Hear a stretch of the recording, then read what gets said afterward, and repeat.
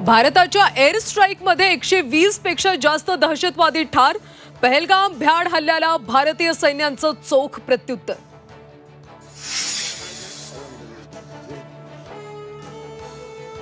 पाकिस्तानचा दहशतवादी चेहरा पुन्हा समोर।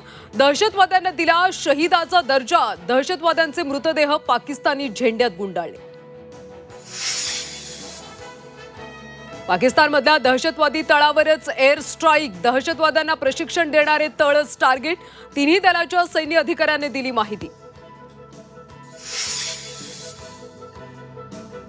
पंतप्रधान मोदींकडून भारतीय सैन्याचं कौतुक। पूर्ण तयारीनिशी एअर स्ट्राईक केल्याची मंत्रिमंडळाला दिली माहिती। देशासाठी अभिमानास्पद क्षण असल्याचे गौरवोद्गार।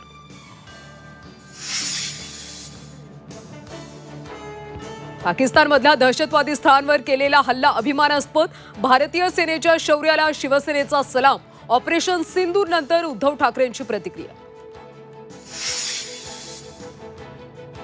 युद्ध किंवा एअर स्ट्राईक हे दहशतवादी हल्ल्याचं उत्तर होऊ शकत नाही। मनसे अध्यक्ष राज ठाकरेंचं वक्तव्य। मॉकड्रिलपेक्षा कोम्बिंग ऑपरेशनची गरज असल्याचं मत। तर पहलगाम नंतरच्या मोदींच्या कार्यक्रमावर सुद्धा राज ठाकरेंचा आक्षेप।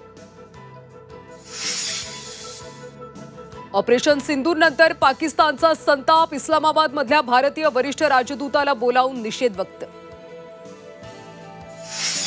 पंतप्रधानांचा युरोप दौरा पुढे ढकलला। ऑपरेशन सिंदूर नंतर पंतप्रधानांचा निर्णय। राज्यात अनेक ठिकाणी मॉकड्रिल पूर्ण। हल्ला झाल्यानंतर काय काळजी घ्यावी याचं प्रशिक्षण। तर काही ठिकाणी होणार मॉकड्रिल।